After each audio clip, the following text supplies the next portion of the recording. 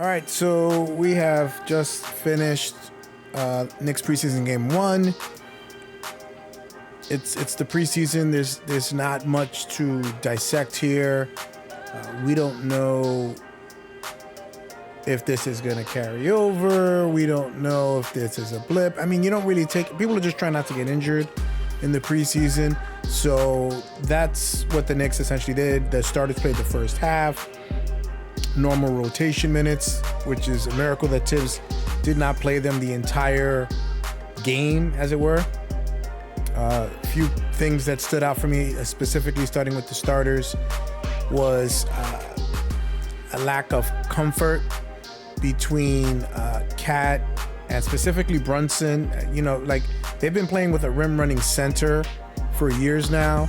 So having a stretch big that can, you know, I mean, he hit a 35-foot shot, maybe 40, was it 35 feet?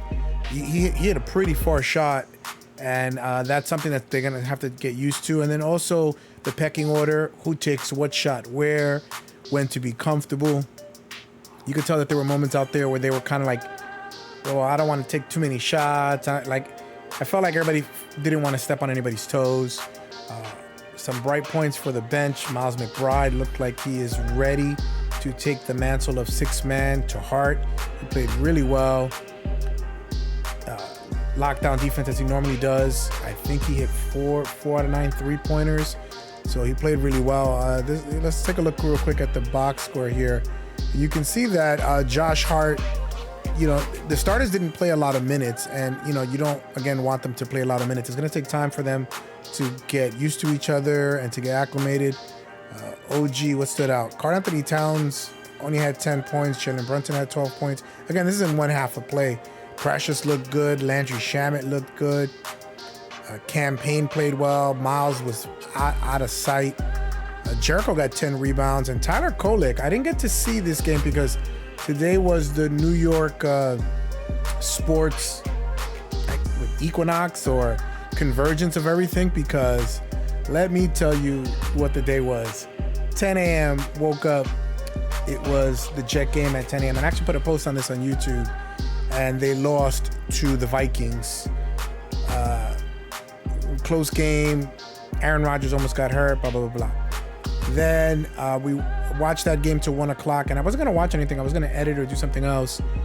And I ended up putting on the beginning of the Texans and the Bills.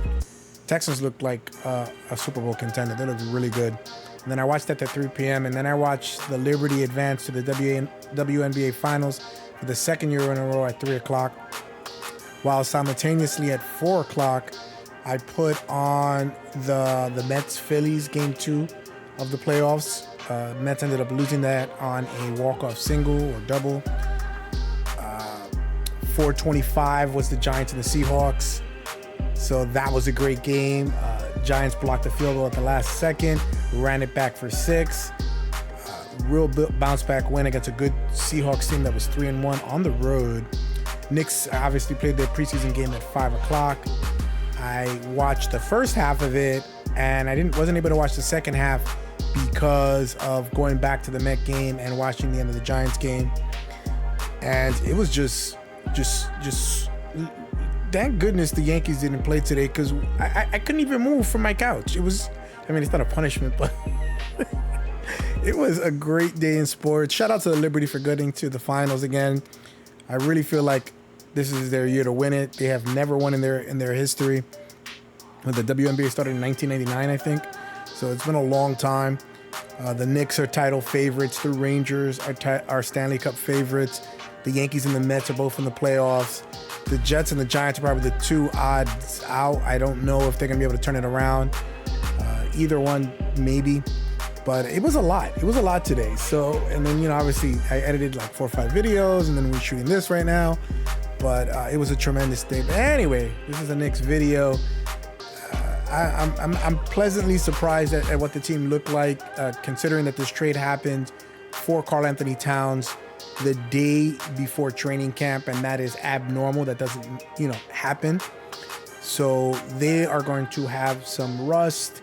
It is going to take time. what people like to do. Some players like the ball high, like I'm talking about the post players. Some post players like it low. When is he going to flare to the three-point line? When is he going to cut to the basket in terms of cat? But everybody else is seamless. Mikal played with Jalen and Josh in college, as we all know. OG played last year for half of the year, so they know him very well. And Cat played with Tibbs. So it's all about getting all those moving pieces together.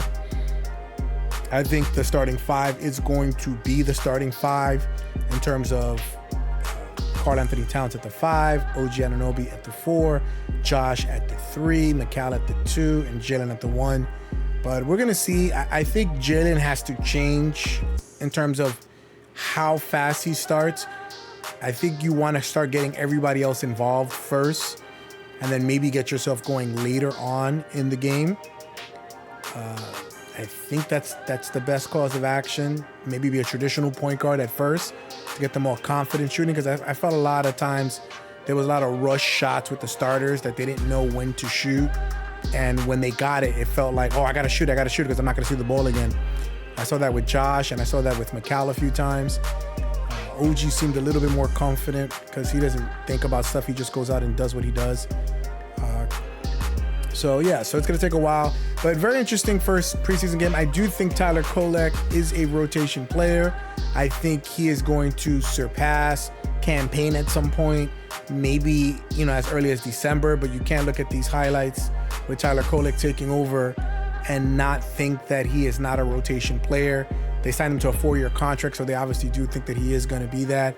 But because he's on a rookie scale contract and this is year 1, I think they're going to acquiesce to the vet for the time being. And then they'll take it from there, maybe by December, January, and they can flip Campaign or they can release him. And then they'll go to Tyler Kolek as the backup one because he was outstanding today.